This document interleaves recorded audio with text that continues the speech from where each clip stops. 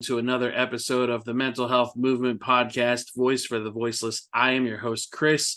It's been a little bit of a roller coaster these last couple weeks. I just kind of took a break since I've been doing nothing but grinding and doing podcasts since I came back from vacation in North Carolina.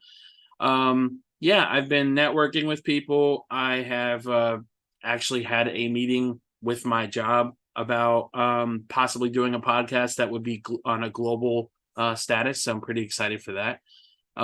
Has some amazing guests lined up.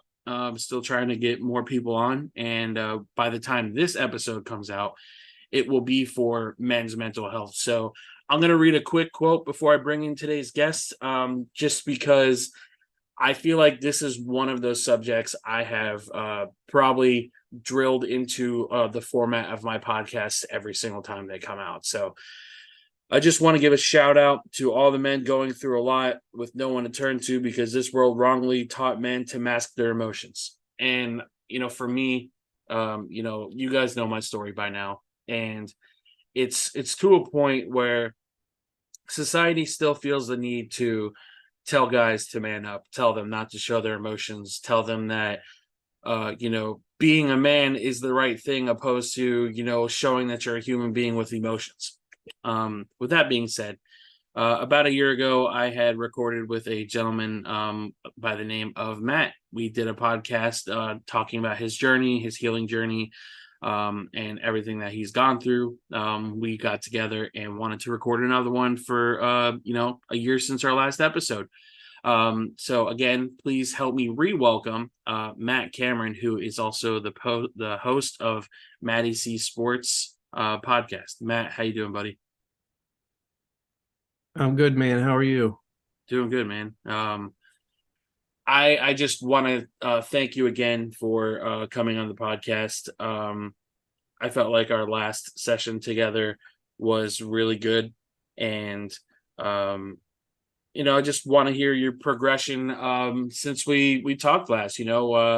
Starting with the obvious. How's the podcast going for you? Are you finding positive strides? Are you finding your niche in your audience? How's it going for you? Can I turn my camera? Yeah, yeah. Okay. My podcast is going well. Still haven't had any problems with any guests. I've been in the MMA world and the boxing world right now. I did take a break for like 2 weeks just because, like we discussed earlier, mental health happens every day. It doesn't go away. You have good days and bad, just like any normal person. Some are more intense, but other than that, the podcast was great. And nothing but happiness with that. So I think with you, and then the next day, that'll be 3 people in 3 days. So can't complain. Yeah, those back-to-back days definitely get it takes a lot out of you, man.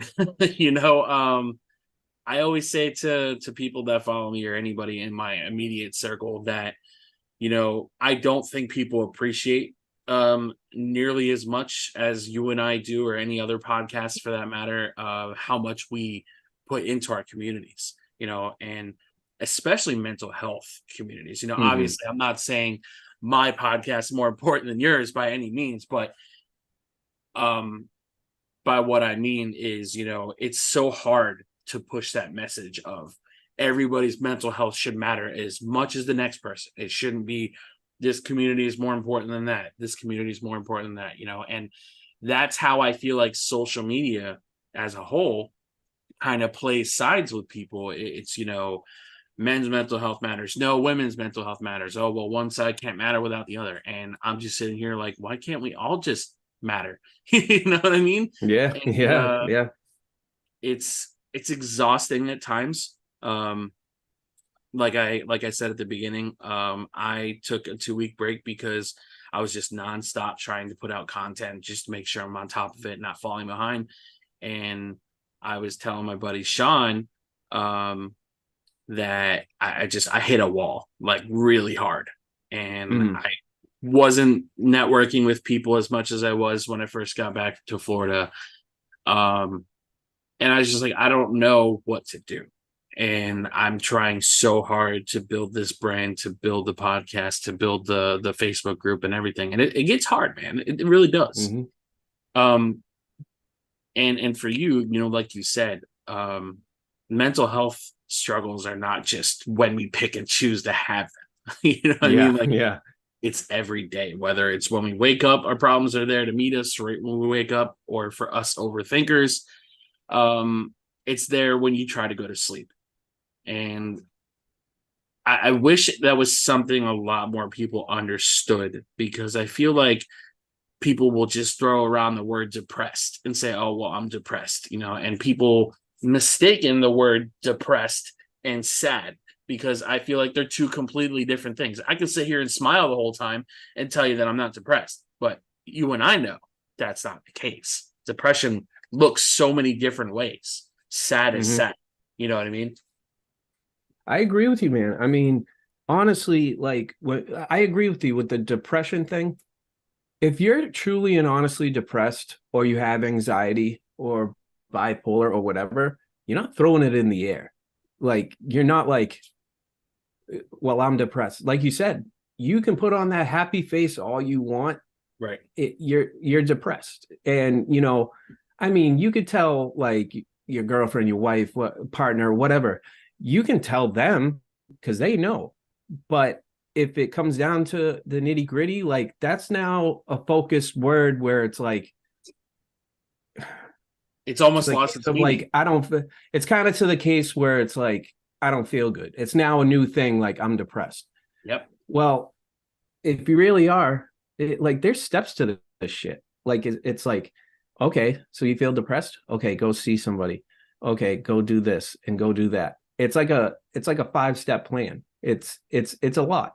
And it's a lot of, like you said, you hit a wall, and I understand that. And I did too in my 2 weeks as well. And actually this morning I woke up and I forgot to take my night medicine, and I felt it for that when I first woke up. Like I was like, I don't feel right. So I looked and I didn't take it. Then I took my morning dose, and I was a little bit shaky for like an hour or so, and then I was back to where I needed to be. Right. But like people don't understand, like, hey, like don't use that word and just throw it out there. Use it Yeah. to what it really is. And there was a thing that happened Friday. I work for a school, so a kid said something to a girl, and he said, "Why don't you just go and kill yourself?" And I said, Jesus. I said, hey, don't ever use those words in front of me again, first of all. And second of all, that's a very serious thing to say. So you need to watch your words, because you could have Especially hurt that young. girl's feelings. Yeah, Yeah. and especially high school kids. They may not think that that's a serious thing, but it is, especially with teenage kids. It's a real problem in schools. Right. And a couple weeks ago when I was recording with one of my guests, Reese, I read statistics that NAMI, they update the numbers on, suicide rate, and, just like the number one, number two killer in, whatever age group. And the number two cause of death for ages 10 to 14 is suicide. Wow. That turns my stomach. It does. And, Yeah. Now that you told me that. and the fact that we have kids just, casually saying that. And obviously they're kids, they hear what they hear from adults, the people that are supposed to be their role models and stuff, right? And shit, even some of these movies and cartoons say crazy shit like that and are just Mm-hmm. so emotionally unaware of the damage that they can cause. Like I'm not gonna lie to you and say that I've never said, oh, I'm gonna kill myself, not meaning it the way that, it's meant to be. But that's also a coping mechanism for me, as like, that dark humor. And obviously it's a very serious matter, and it's not something that should be just casually thrown around like that. Um, but I wish that there was a system with these kids and with these parents that you could just sit them down and like, hey, like this is becoming a big problem. Like there shouldn't be kids just casually telling other kids to kill themselves. Like that's just not okay. And I feel like we're in an age where most parents, well, I don't want to say most, some parent, like a handful of parents will use electronics to babysit their kids. They're not raising their kids. They're just like buy them a tablet and, you know, go be happy on your damn tablet. And I wish more than anything, kids kind of grew up the way we did. You know, everything was learned the hard way. You know, obviously, I don't condone abuse and anything like I went through, but I just wish that there was more discipline in the households or a two-parent household in most of these kids' homes, because I feel like again, that's another thing. It's very, very normalized to have a one parent household now, and I absolutely hate that for kids. Absolutely. And if you're missing the motherly side, like, you know, the normalcy thing, I say normalcy, you have the loving mother, and then you also have the dad who is supposed to be the, you know, the disciplinarian or the, you know, stuff like that. But when you take one out of the picture, it's like, well, shit, like sometimes I can do what I want and sometimes this and that. But I agree with you with the tablet thing too. I mean, my daughter has one, but she's not on it for 3-4 hours just to so you can sit down and be on your phone and chill with that. See, in our day, like you and I, we didn't have that shit. We didn't have tablets. We didn't have these things. And I'm sure they're yeah, we had Segas and stuff. But we didn't have that stuff. And, you know, these kids are doing some really messed up things. Social media is their killer for these kids. And especially, you know, it's not even kids are picking on each other anymore in person. They're doing it on their phones. Yeah. Cyberbullying is really bad, man. I don't think I've ever experienced anything quite like cyberbullying. Right. I've had my family targeted. I've had my late brother targeted. It's insane on the internet. And it's one of those things where, yeah, you gotta have thick skin, but at the same time, it's like you gotta be really, really careful with what communities you involve yourself in. Like the people that I've gotten targeted by are wrestling fans, and they're vicious, man. And I've heard the same about NBA fans. I've heard the same about NFL fans. Like sports fans are, part of my French, fucking insane. Oh yeah. You know? Hockey is a big one for me. Yeah. Not even MMA. I posted something, I want to say 2 years ago, and the topic line of what my thing said, they're like, well, I disagree. This guy was way better. What the fuck were you thinking? And it's like, bro, it's not your Just show. have an opinion, bro. If you give me more views. That view has like 15,000 views right now. Like, I don't care about the views, but like, if you want me to shut the comments off, I don't care, but it's not going to bother me. Like, bro, like this is a fun thing. You like, are you mad because you can't make content yourself? Yeah, man. It's crazy to me that, you know, one of the biggest stigmas that I have faced myself as a podcaster and mental health advocate is I'm not allowed to have an opinion about anything because I'm a mental health advocate. That's how I've been treated. If I disagree on a wrestler's stance on something, if I don't like them as a person or like them as a character, whatever. Oh, you call yourself a mental health advocate, blah, blah, blah, blah. It's like, bro, like, I can have an opinion. I don't know if you guys realize this or not. Like, I don't have to be a straight arrow 24 freaking 7. I'm going to have an opinion about things. Right. Am I going to talk about controversial stuff? Probably not. But I'm going to speak my opinion on things I don't agree with. Right. And that's a problem with society now, is you really got to watch what you say. And it's unfortunate because, you know, the 50s and 60s, they were somewhat racial. The Vietnam era, I was going to say, very cutthroat. Very, very bad. Even up to at least the 90s. It wasn't until the late I have to say it wasn't until the later 2000s that it started to get really, really bad. I want to say right when Twitter started coming around was when it got really bad, because then everybody, whether it was a politician or it was just some content creator, they would just insert their opinion, and their opinion is automatically better than everybody else. It's Yeah. the people I have encountered on social media over the last couple of years are just fucking insane. And Mm-hmm. I don't know the answer to solving any of it, because I feel like every day it gets worse. And back to our earlier conversation with the mental health terminology, all of those words get thrown around so hard they become buzzwords and they're losing their definition. Like, how many times I've heard the word gaslight, and just this year alone, I just learned this word last year. I didn't know what gaslighting was until last year. And then all of a sudden, everybody's using the damn word gaslighting. Um, I disagreed with somebody on a wrestling opinion they had, and they're like, "Oh, stop gaslighting me." I'm like, "Do you even know what that word means?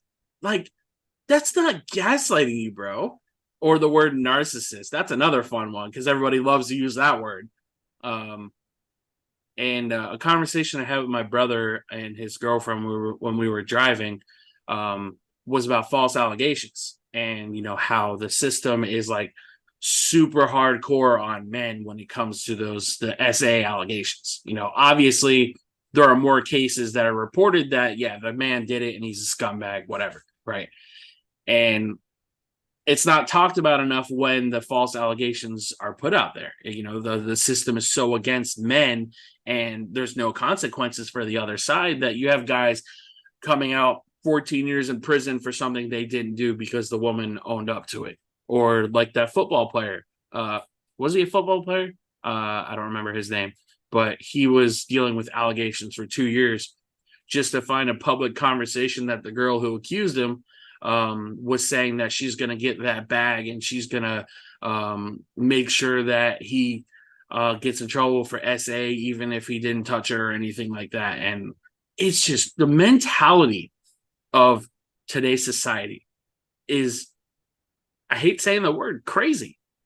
It doesn't seem like it's going to get any better, but guys like you and I, or guys like Sean, Caitlin, Judy, whoever, it's so hard getting that message out there, man, that there are people fighting to get rid of this stigma around this damn community, man. But every day I feel like that battle gets harder. And it does. And I mean, I'll use this as an example because I think it's terrible. I I I will say I've seen Britney Spears and her new shit that she's doing. Very, very troublesome to me, Yeah. because you're looking at it a mental health standpoint, and everybody's like, "Oh my God, like she's playing with knives and shit." And like, listen, she has problems. Absolutely. It's not the crush Britney Spears that we all remember, like with the high school and all fun and games and stuff like that. Now it's like she looks like demonic. Yeah, I I want to agree. say, like it's like like she was so scarred from her parent, or especially her dad, and people don't understand. Like they think it's a joke, and it's like she's trying to better herself, but do you ever see a picture with her kids? Do you ever see a picture with her and her boyfriend? Right. No, you see her doing this crazy ass dancing and bullshit. Like, by all means, I really do think, I hope she gets help, but that's just one prime example of the society looking at it as a joke instead of a Under a serious thing. microscope, bro. Like everything that she does, it's all over the internet. And I don't know enough about the situation with her and her dad to really make an opinion on the matter. But um I just feel like ever since that whole thing, was resolved or whatever between her and her dad, I feel like she just went off the rails. Um, Oh yeah. so Mm-hmm. I don't know if he was right. I don't know if she was right about the situation. I don't know. Like I said, I don't have an opinion on the matter. Um, yes, we grew up with her. She was a lot of crushes for a lot of young men.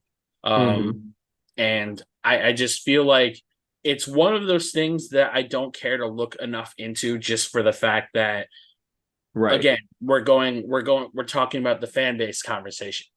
That fan base is so toxic that you say one wrong word, it's like, oh my God, you're this, and this. I'm like, bro, I don't understand why you guys get upset. Like, we're just offering our opinion just like you are. Whether you would disagree with it or not, that's up to you. But it shouldn't come down to name calling. It shouldn't come down to doxing somebody off the internet or targeting somebody's family. You know what I mean? Mhm. And it's just one of those situations, man, where if you don't know enough about it, not to comment on. And her situation, I don't know who's in the right. I don't know if her dad was in the right because of how off the Yeah. rails she is. Um, and I agree with you, man. I hope she gets the help the help that she deserves, because it's definitely worrisome to see how crazy the internet is about the things that she's doing. And again, that's our problem. Like if you look back in her heyday around that time, again, no Twitter, no Facebook, no nothing. Maybe MySpace, I don't remember. I think Um, MySpace came around like 2006, something like that. yeah, so um with her, it's like, again, I don't know the whole situation either, but um my last thing about it is like, man, just get help, girl. Like, that's what I'm saying. And you don't have to go through your dad. You don't, like, you can do it yourself, or maybe your spouse or ex can help you, like whatever. But it's not just her, it's all people around now. But Yep. like, to really find out if Britney Spears had something wrong back in the day, you had to get the old newspaper. Mm-hmm. Yep. And then TMZ came around, and that whole dynamic changed everything and how we get celebrity news. It's heartbreaking stuff, man. So let's jump back a little bit into your journey here. So since we talked last, you told your story and the trials and tribulations and stuff that you've gone through, right? Um, and you had messaged me the other day asking me about therapy. And I think it's important to bring up this conversation in every podcast, because I think, and I'm pretty sure you do too, how important therapy is and how impactful it can be. Um, like we mentioned before we started recording, we both experienced outpatient therapy. How old were you when you did your outpatient therapy again? Um, Geez. Actually, I was exactly 30. Okay. So I was about 14, and I got paired up with a counselor who only dealt with gambling addiction. So I don't really understand why I was paired up with her, because it was after a suicide attempt. And it's one of those things where it puts that really bad mindset into your being that, therapy looks like this. They're not going to help me. They just want to give me medication. They just, they don't want to help me. They're not looking out for my best interest. And that was me for the longest time, because of my mom wanted me to go to therapy when I was younger. And while she may have had good intentions, the person it was coming from, it didn't come off that way, because Mhm. most of, if not all, my trauma has come from her. And for her to sit there and tell me when I was a minor that, I should go to therapy, what's to say that she wouldn't, bullshit everything to the therapist that was talking to me at the time, and, sit there and tell me that I have problems that I don't, and put me on medication that I don't want to be on. You know what I mean? And um, again, I myself am not for medication. I don't believe in it, but there are some people that need it. Absolutely. Um, so how has therapy benefited you? And, I guess just as a man, do you think that therapy has changed your life? So I I've been in and out of therapy since I was 13 years old. My mother said I had an anger issue, and I did. I was punching walls, I was doing stupid shit like that. that's where the journey started. I had a really, really good one, and he retired. And I always was chasing that dream that I would find that therapist. And it for a very long time, it didn't happen until my recent one that's been great since. So that's 5 years I've been with this therapist, 5 years, which is very hard to find. Absolutely. Um, Therapy has been a blessing in disguise. And for myself, I would recommend it. And I said it in our last talk was don't try to go for the first one. You may need to go through 7 or maybe 2, or you might get lucky. But it's been a savior. But I will say to people, like, there's different type of therapists, and there's ones that are gonna really not test you, but really go to your inner self to Right. where you're in the present, but unexpectedly you found a moment in time that you didn't even know that was bothering you until that point that could have contributed to that. And it's very intense sometimes, and you could get maybe into tears or whatever, and but it's worth it. It gets all the demons and all the bullshit out of you. It really helps a lot. And for people that say, oh, well, I don't need that, like, maybe you don't, like, that's fine. But for me, it helps. And if I could, I absolutely 100% recommend therapy to whatever you're going through. Or, you know, it could be for any type of thing. And, usually they're about 45 minutes to an hour. If you can't take 45 minutes to an hour just to talk to somebody to help you, then again, that's on you. But that hour or 45 minutes for every 2 weeks helps me tremendously. It Right. helped me through my 2 weeks that happened to me. Yeah, and I think there's a lot there that you said that I 100, probably 1,000% agree with, man. One of the most important points you made is sometimes the first therapist you find isn't going to be the one for you, right? Um, Mm-hmm. I have had a total of 3 therapists in my life, and the one I had in Jersey was great.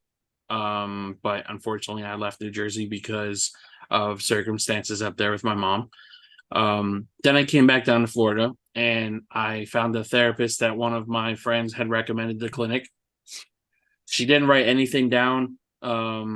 She didn't help me through my first panic attack, nothing. The second session we had, she asked me, she's like, oh, would you take medication? Like, it was just it came off as one of those things where if she gets me medication, then she'll get paid. And it's one of those things where it's like, It's unfortunate. Yeah. yeah. And there's a lot of doctors like that. There's a lot of physicians, therapists, and it's so disheartening because that was almost a soul crushing experience for me because I had such a good experience in Jersey, right? And coming back down to Florida, I was like, okay, I'm ready to go to therapy again. Therapy was amazing to me. And I had that experience and I almost completely gave up on myself, man. And my second therapist that I have now, or third therapist, technically, I guess, I've been with her for 3 years. And prior to finding her, NAMI, which is the National Alliance on Mental Illness Foundation, they had a representative come in and talk about therapy and talk about mental health and stuff. And this is around the time when I first was with the company, and I'm like, okay, this is gonna be really good. I'm gonna ask him questions, and I waited until after the meeting and everything because as a guy, it's weird to put the spotlight on yourself when it comes to stuff Mm-hmm. like that because that's Yeah. stigma in society for men. Um, and I asked him, like, hey man, like I had a really bad experience with a therapist, and I know I need to go back. Like I was going through some of the worst possible times that I could go through at the time. I mean, this is like just before the pandemic. And he's like, all you have to do is, when you're looking for a therapist, you have that conversation with them about setting up a meeting, you ask them questions. What kind of therapy do they cover? Do they have a sliding scale? Do they offer medication? Simple questions like that. And like you said, it could take 7 tries to find that perfect therapist. And Mm-hmm. right before I found Jess, I had lost 2 people. One that was really well. Both of them are really important to me, but one that was really close to my heart, Amy, had passed away in July. And then the day before I started therapy, I lost a friend who was a coworker, who was absolutely one of the most outstanding human beings to me that I've ever met. And she passed away the day before I was going to start therapy. So I was a wreck. And this is right in the middle of the pandemic.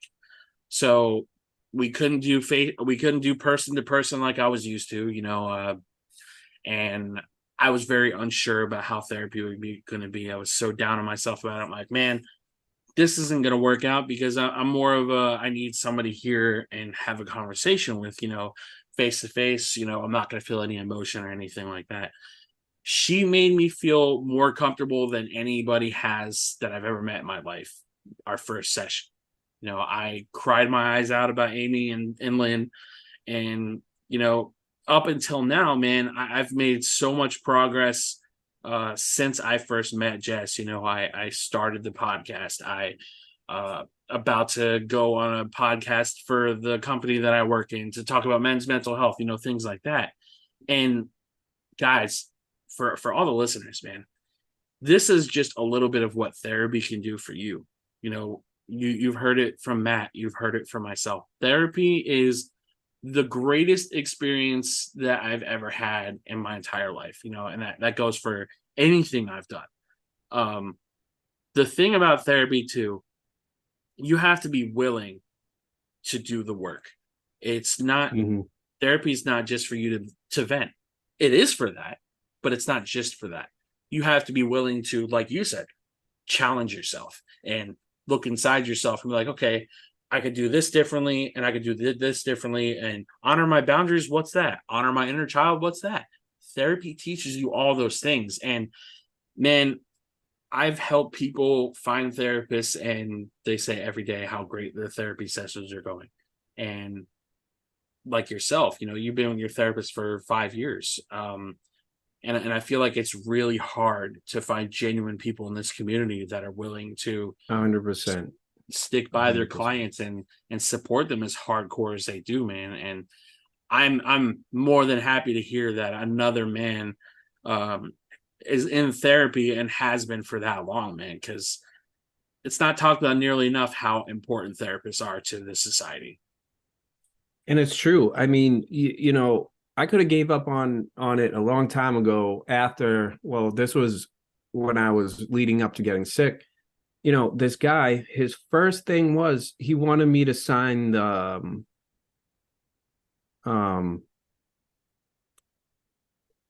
the thing, the call people up, like Okay.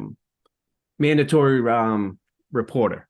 Okay. And I was like, you're giving me this paper the first time you meet me? Like, I thought that was bullshit. Then there was a lady I had for one session, and I said, oh yeah, I have this. And then she looked it up in a medical dictionary and she says, yep, you have that. I was like, all right, so you're gone. Like, it was a You looked craziest in a dictionary? a medical dictionary, and says, oh yeah, the definition, yes, you have depression. I'm like, see the fuck later. Like, like, What? oh, I was like, oh my That is the God. craziest shit I've ever heard in my life. Yeah, it was nuts. It was insane. I was like, lady, I'm done with you. Like, this has been the worst. Then I saw her grocery shopping. The next time I saw her, she was grocery shopping. She didn't even know the fuck I was. And I was like, yeah, you're a great therapist. So after that, like, I took a break for a while and then I got sick. And then I found this one, 5 years, and the trust is the most important thing. Yeah. Like you said, the work is very important. If you're not willing to work and, treat it as, there's a stigma about it. Like, if you go to a therapist, you're weak. Nah, not even the case at all. Right. You're stronger for bettering yourself. For me, in the present, like, I wouldn't be able to take care of my daughter if I didn't have I'm blessed because I have pretty much all the tools I need to get to where I need to be, but you have to work. And and I realized, and this is a crazy thing, this kind of hit me actually, this happened at a session where it's like, you know what? Like, this is a mental health issue, and then this is life. Something happens to you in life, it's life. Like, for And the most example, like you important get in thing a I've fight. ever heard is life happens for you, not to you. I agree with that 100%. And, like life, like if you get in a fight with somebody, that's life. If you get mad at them after, that's life. But if you're on the line of like, oh, I'm having a mental breakdown, or my like your anxiety's through the roof, or that could be a mental health thing. But um yeah, man, I mean, it's you learn as you go, but you got to put in the work. Absolutely, man. So let me ask you this, because I know everybody took the pandemic differently. How was therapy for you during the pandemic? um Was it more or less the well, same, or was it really challenging because of just how hard scheduling was, or how hard it was just to see somebody face to face, if that was even a possibility? Talk about those challenges if you had any. so as crazy as it sounds, the pandemic did not bother me as something like like for me. It's like my one of my parents said, "Well, I don't get how you're dealing with this right now," and I'm like, "It's here, like it's something that's happening." But as I diverse with my therapist, I'm lucky. She always has time for me, always. And it was through this. It was through Zoom, our 45-minute sessions or an hour. And it was great because I still had that help. Right. I was fortunate. I heard some therapists said, "Oh well, I can't do this when the pandemic slows down," because they didn't think to, hey, we could go through Zoom, we could go through Skype, we could. So I was fortunate. I don't know about what with you during that time. Yeah, and that's one of the things I was talking about. It was supposed to be a face to face interaction. I was supposed to go to her office, um, and this is right as the pandemic we're in the middle of it, and I believe she was moving to Orlando, and then also just add the pandemic on top of that. So it was one of those things I was unsure about, because I feel the same way about text messages sometimes, man. It's just like you can't uh you can't capsulate how much emotion is in a face to face compared to what is in a text message. 100% agree with that. And that's one of the reasons I didn't want to do a Zoom call, or the video chat that her and I do, was because of that, because I'm such a socially interactive person. But when the pandemic hit, that completely changed. Like, the social anxiety is now a thing. I've never had social anxiety in my entire life.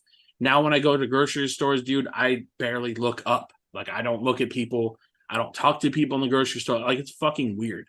And I've always been a person to talk to strangers about shit. Like, if I'm going to see a sunset and be like, oh yeah, it's a really nice sunset tonight, right? And I even as a kid, I always made friends with people that I didn't know, and obviously that's how we make friends. But with the pandemic, my first concert was awkward as fuck after the pandemic. First WrestleMania was awkward as fuck in the pandemic. Like, um, being around so many people now, it's you don't know what people are capable of because all the craziness that's going on right now, man. Like, Mm-hmm. they passed that constitutional carry here in Florida, and people can have a gun on them without a concealed. And while I don't disagree with it, it's one of those things you got to have in the back of your head, man. If you bump into this person, or you, you know, say the wrong thing, are they going to turn around and shoot you down? I don't think it's going to happen like that, because I don't live in a state where it's like that. But it's always in the back of your mind. You don't know what people are capable of after this pandemic.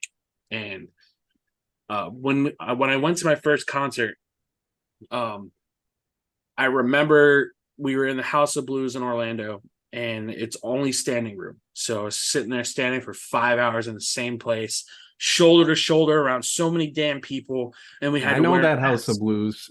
Yeah, Yeah. and we had to wear a mask. And I'm like, bro, I cannot breathe. There are so many people around me and all this body heat and shit, and you have to wear a mask, and I got a damn beard. Like it was horrible. So I took it off for like 5 minutes just so I can breathe. And I look around, everybody's still wearing a mask, and I started freaking out a little bit. I'm like, fuck, is the media getting in my head? Am I gonna get sick? Am I gonna die? It's those little things that the media peddles and that social media peddles is, oh, you're gonna go to the grocery store and you're gonna die because of COVID. It's I don't get sick, and I the only time I ever get sick is because of allergies. I don't get sick. I didn't get COVID, knock on wood. I I don't really get colds, but it's one of those things that the things that are peddled on the media and the things that are peddled on social media, man, it gets in your head sometimes, and you don't realize it until you're in a social setting where it's like, shit, this person's coughing. Do they have COVID? You know what I mean? I think the biggest problem during the pandemic that really fucked everybody up, and a lot of people were at home and all that shit, the liquor stores were still fucking open. All of them.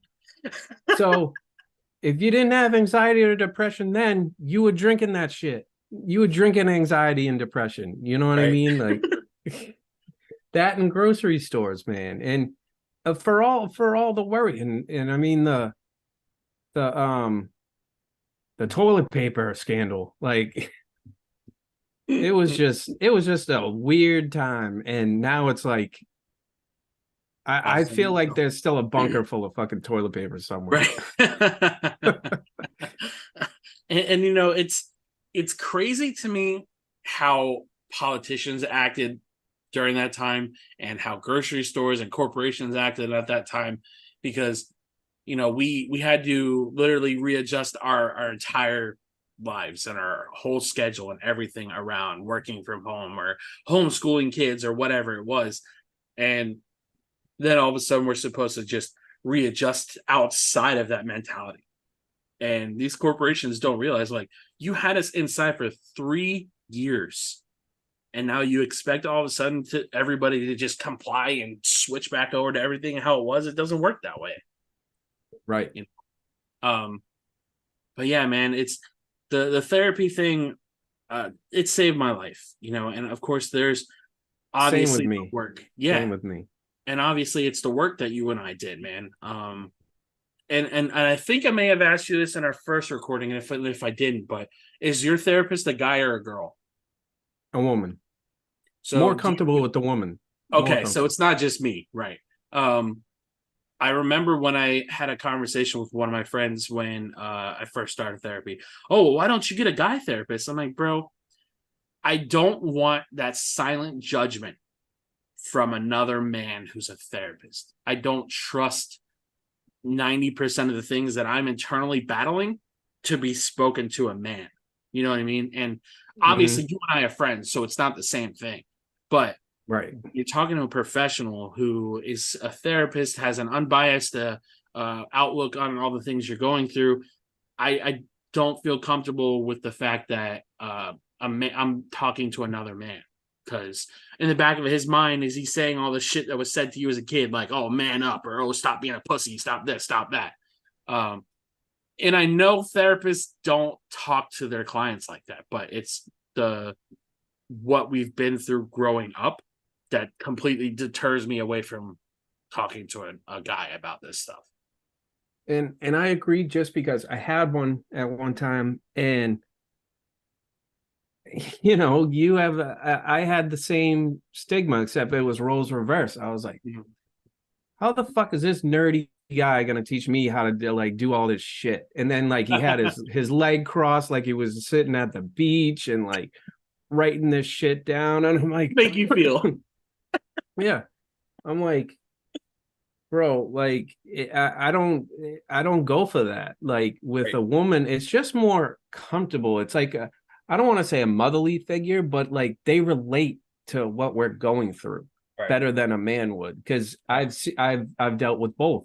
Mm. And the woman is more, and she is the greatest person ever, man. I tell you. And like, she's to the point where she's so nice, and I'm so privileged that and spoiled kind of that she texted me the day before and said, see you tomorrow at 12.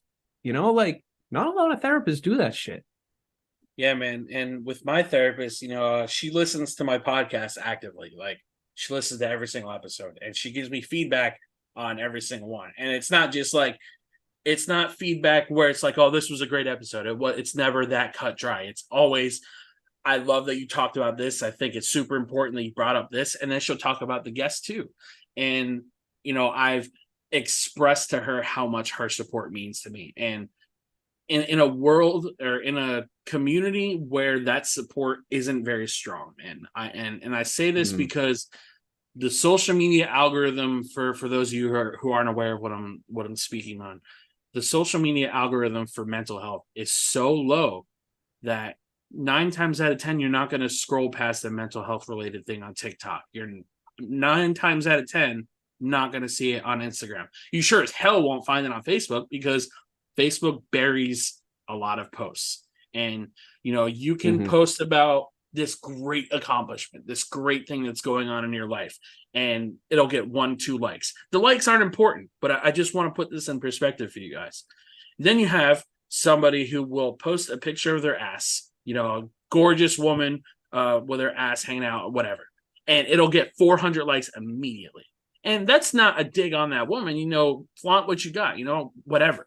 But the fact of the matter is, mental health doesn't matter on a social media platform as much as it should. And it's so hard to make content for mental health communities because you put in so much work and it kind of feels like you're beating your head against the wall. How many times do we have to see a woman bashing a man on social media? And how many times are we going to see a man bashing a woman on social media and you can't respond because it's considered bullying or it's considered hateful speech when you're just telling it like it is, and they allow hateful responses, but they don't allow replies that can be passive. I've had videos taken down on my TikTok for hateful and bullying content because you're telling it like it is. Like there was a video 100%. There was a video of a woman shaming a man for being in a wheelchair because he asked her out on a date. She is sitting there saying, oh, show me that you can run, show me that you can walk, and this man's just in public in a wheelchair. Wow. And she's just sitting there shaming him. And I responded to it. I'm like, it makes me sick that people who are in her circle or whatever don't take her out of that situation immediately because that man did not deserve that. And my video got taken down for bullying, and I didn't bully her at all. I just said I genuinely hope that doesn't happen to her because that's fucked up. You don't say things like that to handicapped people. I'm sorry. And it got taken down, and it's things like that, man. You can't talk about taboo subjects on social media platforms without it getting taken down, man. Like if I were to make a video right now on TikTok about suicide awareness, 9 times out of 10 it wouldn't reach your feed unless you followed me and have notifications on. And it's like that for Facebook. It's like that for Instagram. The algorithm is so damn small that we're fighting against a brick wall is what it is. And it's the biggest problem is everybody like in the social media world that did like somewhat the mental health or has this feeling of mental health, they all do the fucking, and I don't have a problem, but Dr. Drew, they think he's the fucking savior of everybody because he saved Dr. Drew, the guy who does love therapy and trauma, all that stuff. He had all these shows and shit. And then there's like Dr. Oz, like that. Like I'm just, like it's like he's like the Joe Rogan of like certain therapies and stuff like that. And it's a stigma. Like people will go off of his opinion, but ordinary people like us, it's like, well, they're just spewing out stuff. It's like, Right. no, if you really heard the fucking story, like you would understand. And this is nothing towards anybody who does like speeches at conferences or mental health conferences or anything like that. But like, hear Chris's story, hear Matt's story. Feel a genuine story of what we fucking went through, what we're dealing through now. See that and see what happens with people. Not And that I that's want to flaunt my story. It's just right. I'm saying, like, show it from real people. Yeah, man. And that's the thing too, is it's so hard to be raw in a world that doesn't want to hear what you went through. Like, yes, everybody has their problems, but we need to talk about those problems. We don't just say, oh, well, get over it. Everybody else has problems. It doesn't work that way. That's like Mhm. saying you can't be happy because other people have it better than you. And I say that every single time. People are like, oh, well, at least it's not this. I'm like, that doesn't make what I'm going through any less because it's not that. And I feel like so many people are so comfortable with undermining people's struggles that when it comes to, like you just said, going to those conferences and telling our story, we have to fluff things. We can't talk about this. We can't say this word. And we basically have to polish a turd is what it comes down to. And Yeah, when it comes to this story that I want to tell at my job, I'm not going to hold anything back. I'm going to tell every detail that I went through. Obviously, I'm not going to be graphic and swear every 5 seconds in a work environment, but of course. it's going to be one of those things where I want people to understand what it was like growing up as a man in the 90s and early 2000s. Like, yeah, there are people in the world that have it a lot worse off than me. 100%. There are Oh yeah. sex Hmm. trafficking victims. There are people that have got physically abused every day of their life, sexually abused, so on and so forth. But I went through my own trauma, and inspired, and not inspired. It manifested the trauma that I went through, and all the healing that I've done in the last couple of years. I've dug up so much shit that I didn't know was there, and I wish society would stop trying to push down people that are trying to speak up. Absolutely. And there was one thing that happened a couple of months ago. I was trying to look for something up in my attic, and um, it was my medical stuff that I thought was gone from when I was an inpatient. So looked at it for 2 seconds, saw what the name of the hospital was, saw the name, my name, and I said, "Fuck it," put it in a fire pit outside, and I burned it.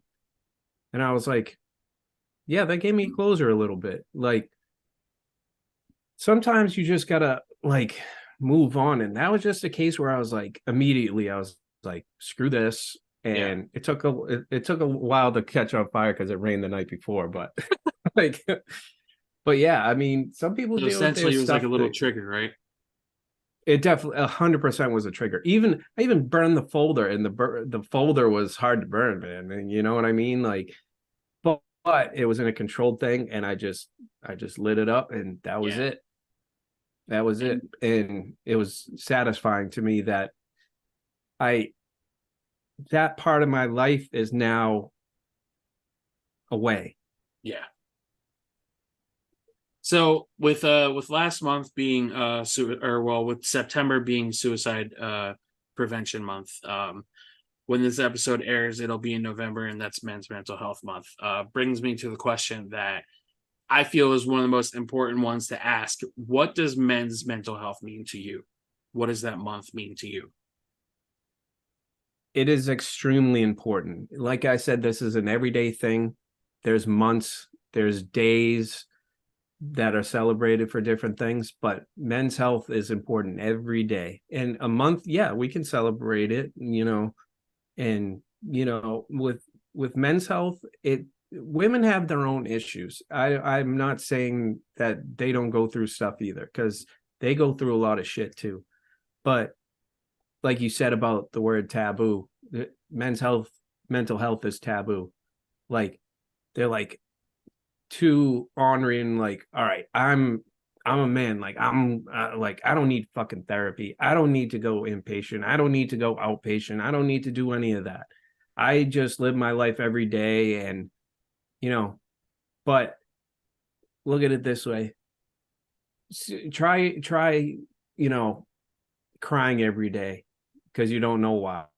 Try going to inpatient, bettering yourself, even though you went through hell. Withdraw through medications and better yourself. Go through the anxiety of like you said, like I'll tell the story about that too, about, with you having the social anxiety in the grocery store, how you have your head down and stuff like that. There was a point where I was in a Target for 5 minutes and I had to sit down and breathe.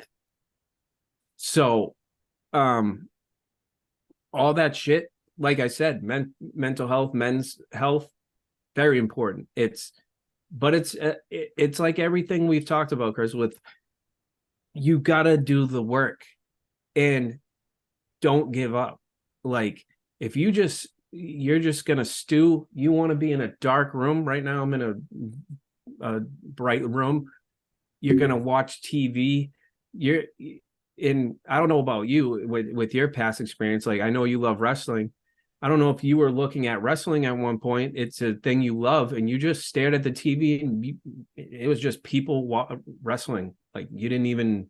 That's how I felt in the pandemic, man. Yeah. You had no emotion, just like me. Like, like I was watching stuff that like would make me laugh, and I just look at it like it's just a thing on a TV screen. Right. People don't need to stew. If you stew on it or you don't get help, your mental stage is going to be affected. Like I said, I've seen some horrible, horrible shit in inpatient, but I got through it. So it's like every day you're going to get your own little accomplishment without even knowing it. And again, men's mental health is very important. And I really wish that people would take the initiative and, I'm not saying this in a bad way, but don't just like when you stew, you may have a plan of how you're gonna take your life, or you're gonna hurt yourself, or whatever the case may be. You could prevent yourself from doing that. Whether, I know you're not a medication person, I am. Just get the help you need. There's so many numbers, there's so many hotlines, there's so many tools that you can use now. It's just the work you need to do. I went through work that didn't fucking help me at all, like the outpatient we talk about. I think we both hate that a lot.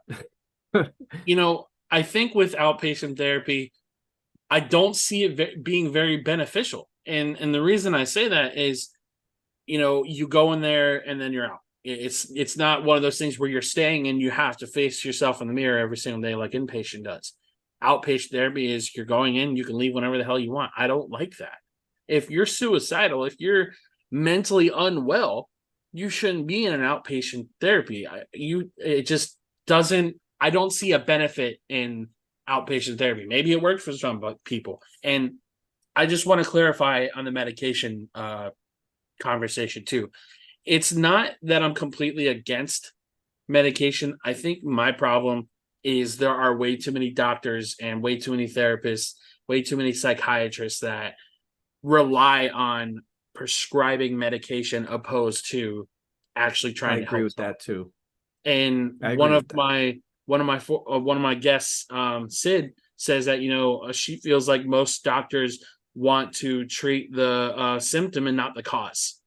And I think that's my forever outlook on medication, because it's just like, yes, some people may need medication just to get by because their brain doesn't produce what it needs to produce, and that's completely fine.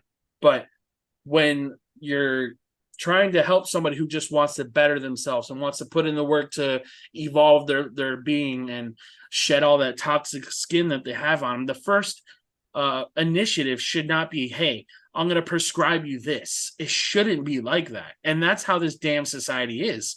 And, for anybody of my listeners that does take medication, if it helps you, I'm happy for you. I'm not going to say you don't need it, but I'm against it because of big pharma. I don't like big pharma. I don't like how it's in everybody's pockets. And the sooner people realize that, I feel like we'll have a healthier society. That's why, in my opinion, that's why cancer has never found a cure. There is way too much money being made in the cancer industry. You're going to tell me with all this technology, all this research and stuff that we don't have a cure to cancer? Bullshit. They just want money. That's all it is. And my thing is too with medication. And again, I have a good med prescriber. So with that, she gave me a blood test. This was before I went into inpatient. So what the blood test did was it listed every fucking medication there possibly is. I think we talked about this in the last show, and there was green light type of thing. Not saying gaslight. So green light, yellow, and red. Green obviously means this is the best for you. Orange means it's okay, but it may have the side effects. Red means don't take it. And what does inpatient do? Give me all the fucking red ones. So I agree with that. It's like, that's what I feel bad about with people in inpatient is they need different medication. They don't know better. They're just like, it's like a parent giving a kid M&Ms. Like, oh, here you go. This might help you. And you got guys that are paranoid schizophrenics and they're drinking fucking coffee. Yeah. Like it's all over the place. And, the medications are out of control for people that might need it for different reasons. Like, right. I don't like the big pharmas either. And I don't like how very serious diseases like can be cured, but they're not it's like, it's not being disclosed. And it's very upsetting to me as well. And, it is a cash thing, like, yep. You can't tell me fucking Pfizer made millions of dollars on that shit. Moderna made a shit ton of money. I took it. I took both shots and I still got fucking COVID. So it's right. Like, excuse my language, but it's fine. I've dropped a couple F-bombs. It's making me mad now. Yeah, no, I feel you, man. But they're making all this money and people are still getting COVID because John Smith down the street has COVID. You walk by him, he gives you that breath, and then however it passes, you get COVID. So what were the shots for? Right. I rest my case on that. Yeah, COVID's a tricky conversation, man. And again, it's one of those topics that I don't talk about because people don't want to hear what they the opposite of what they believe. There's evidence on more the shady end of how COVID went down, but like I said, we don't discuss it because there's no safe space to discuss how you feel about COVID, unfortunately. And just anything else for that matter. When I did this podcast, when I created the group, it was one of those things where I wanted to make sure that people can talk about their struggles and not have to worry about their family members judging them. Like when the group was first made, for example, it was public and, anybody could see it. And that was when I was still talking to my mom. My dad could see anything that posted in there, whatever. And then somebody's like, I think you would get more engagement if you made the group private. And as soon as I did that, people were starting to post all the time, would talk about all their struggles and everything they were going through. And then Facebook added the anonymous posting feature in there too. And it's probably one of the best features I've ever seen put on an app in my life, because I've seen more people post now than I saw when I first created the group in 2019.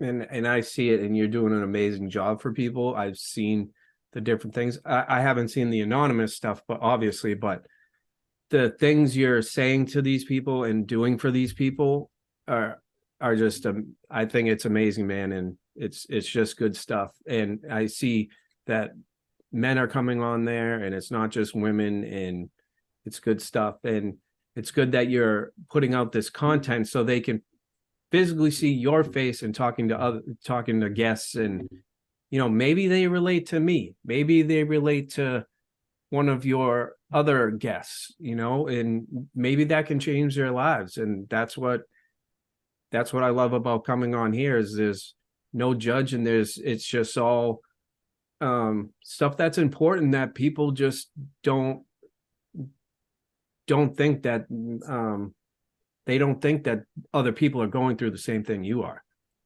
Yeah, and that's one of the most important things about this podcast is I've had people message me saying that they're starting to take notes when they listen to my podcast, or my podcast help them. And all in all, that's really all I want to do, man, is help people. And sometimes I feel defeated because the Facebook algorithm will screw me over, or the podcast doesn't get as many listens as I'd like it to, or for example, when the Spotify ambassadorship got taken away from me, like it's there's a lot more defeating moments than there are great moments, but those great moments are tremendous, so it almost balances itself out.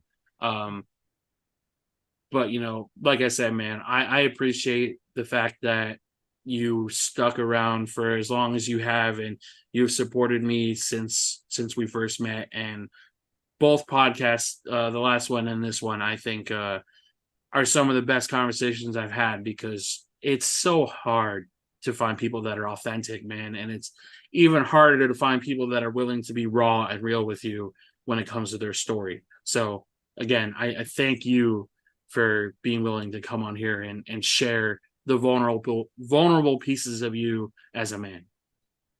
Appreciate it, man. The same to you. And you're a guest on my show. Yeah, buddy.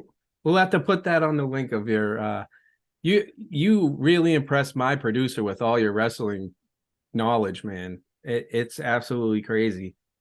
It's really funny. A couple weeks ago, I think it might have been last week, there was a storyline in wrestling going on, and I kind of wrote down how I thought it should be booked. Like, it makes sense for it to go this direction. And somebody replied, "Wow, you should be a writer." I'm like, bro, I've just been watching since I was like 7 years old. Like, I see things before they happen, and sometimes predictability isn't the worst thing, but when you see things that could be really great, depending on how it's booked and depending on how it's written, it always, my brain is always spinning, man. Whether it's movie quotes that are churning out of my mouth or it's wrestling talk, it's always in motion, man. So tell your producer the next time you talk to him that I greatly appreciate that. I definitely will. Because that was one of my favorite podcasts I've done, because wrestling is one of my biggest passions in life. So yeah, man. So before we wrap up and before we get to my quote, I just have one last question for you. What is one important lesson that you try to teach your daughter in terms of just life and her going through it? Well, so the big thing is clean up your toys and clean up your clothes and all that stuff. No, but in life, man, just have fun, man. Just have fun. And like, when you go to school, make friends, like do all that fun stuff. She's in kindergarten now, so it's like, she's in the early stages. She's like, "Oh, I made a friend today." I'm like, "Oh, that's awesome." But it's like, if you have kids, anybody out there, I'm sure with parents on here too, please don't let them just have them say, "How was school?" Good. That's bullshit. You want more info. Like, Yeah. Like, you wish the teacher like had a synopsis of the day. And I'm like, but the biggest thing for my daughter is have fun, enjoy life, and just like whatever I can do to be the best at I can, I'm gonna do. And that's the greatest thing, because there were times in my life where I wasn't having fun. And you don't want to say, "Hey, your dad was fucking stupid when he was older." Hey, your dad, well, it will probably be, but you didn't have the best relationship with your grandfather, but we made it all work. Now your grandfather loves you to death and treats you like like it's your kid. So it's like I love that part of it more than the struggles I had before. So Right. I just wish her all the fun in the world. Well, Yeah, she's going to man. Disney next month. She'll have fun.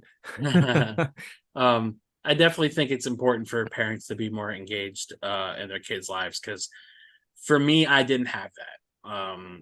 It was always my mom looking for the next best relationship.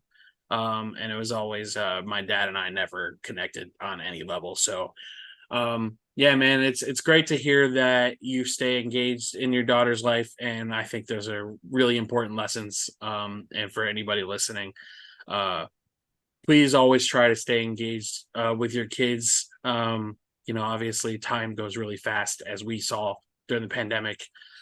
Um and even more so now when your kids are younger. So to anybody listening, like, just to reiterate what Matt said, let your kids have fun and just be their authentic selves.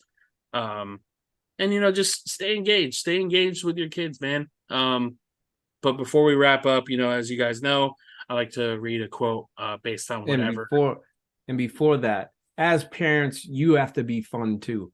You Yeah, can't show the emotions like with you know, you and your wife just got in a fight, let it fucking go then. Your kid is going to notice that. They might be resentful. They might they might choose sides. Don't let that happen. yeah, Have fun too. couldn't agree more.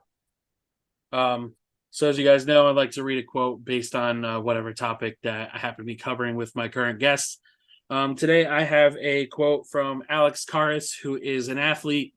And it reads, "It takes more courage to reveal insecurities than to hide them, more strength to relate to people than to dominate them, more quote unquote manhood to abide by thought out principles rather than blind reflex.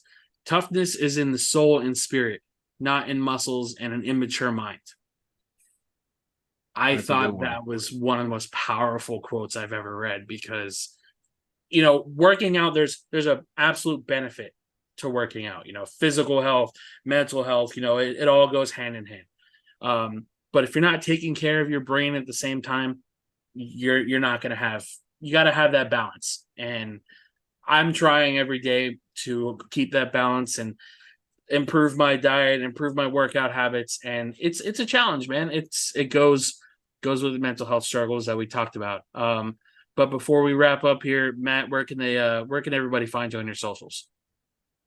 So I'm on Instagram. I have two pages at Maddie C23, Maddie being Mattiec, Maddie C Sports, and then Maddie 23, same thing. And then Facebook, Matt Cameron. Um,